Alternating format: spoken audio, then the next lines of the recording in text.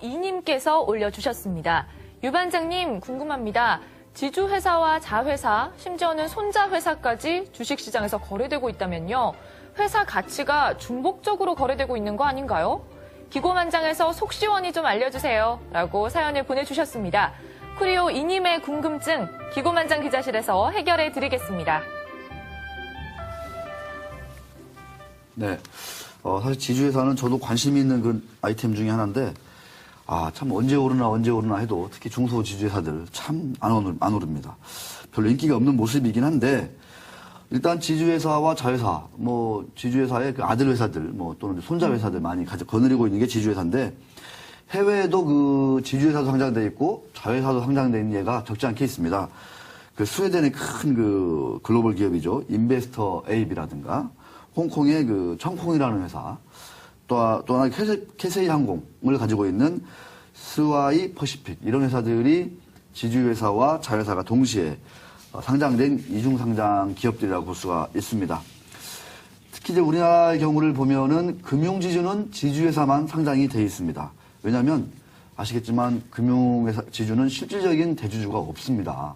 그러니까 완전히 절대적인 그 지배권을 가지고 있는 대주주가 없기 때문에 경영권이 중요하지 않습니다. 사실상 또 하나 볼 때는 사실상 은행 중심의 지주회사이기 때문에 은행만 100% 끌어안고 있으면 효율성이라든가 이런 데 있어서 아주 편하게 그 어떤 지주회사의 경영진들이 그 운영을 할 수 있기 때문에 대부분 다 이렇게 지주만 상장되어 있습니다. 하지만 제조업을 하는 지주회사의 경우는 완전히 다르죠. 오너가 확실하기 때문에 경영권이 매우 중요합니다.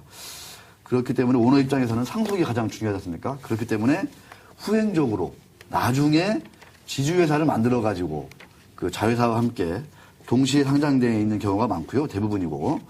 특히 정부는 순환출자고리를 끊자, 외환위기를 거치면서 순환출자고리를 끊자 해가지고 이런 지주회사 체제를 강하게 유도를 한 바 있습니다. 그래서 그 제조업 지주회사들은 오너가 있기 때문에 이렇게 지주회사를 통해서 경영권을 유지하고 또 한편으로 기존에 있던 자회사들은 계속, 사업회사들은 계속 또 이렇게 상장사로 남아있는 경우가 많고요.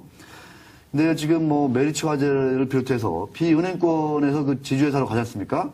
근데 대부분 다 이중상장으로 갈 가능성이 높습니다. 왜냐하면 여기는 오너가 확실히 있기 때문이죠. 그러니까 오너의 경영권이, 그 다음에 오너의 상속, 이런 것들이 매우 중요하기 때문에 역시 제조지수와 마찬가지로 이중상장으로 갈 가능성이 높다. 이렇게 볼 수 있겠습니다.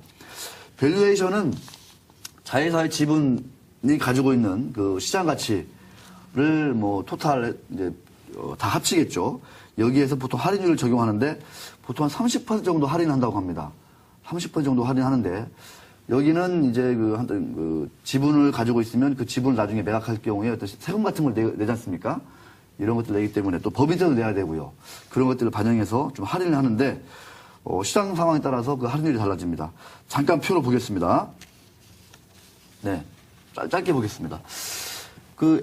요새 정유회사들이 잘 오르지 않습니까? 고유가 시대 맞아서. 이게 개별 재무제표인데요. SK그룹의 지주회사인 SK는 시가총액이 자본총액을 훌쩍 넘습니다. 그만큼 SK이노베이션이 많이 올라가지고 이렇게 반영이 된 거예요. 상당한 지금 주가가 오른 겁니다. 반면에 두산은 건설사도 안 좋죠. 중공업 원자력 발전 안 좋죠. 하다 보니까 거의 자본총액의 절반 정도, 50% 할인 받고 있는 거예요. 네. 이게 상당히 그러니까 높게 받고 있는 거고, 이게 할인이 세게 돼 있는 거고. 웅진홀딩스. 태양광 이쪽은 좀 잘 나가는 것 같은데, 역시 여기도 건설사가 하나 있기 때문에 상당히 좀 이렇게 할인이 좀 심하다. 이렇게 볼 수 있을 것 같은데, 두산에 비해서는 덜 할인받고 있다. 이렇게 볼 수 있을 것 같습니다. 저 뜯어보면 재미있는 지주회사인데, 다음 시간에는 중소형 지주회사도 다시 한번 뜯어보겠습니다. 자, 넘어갑니다.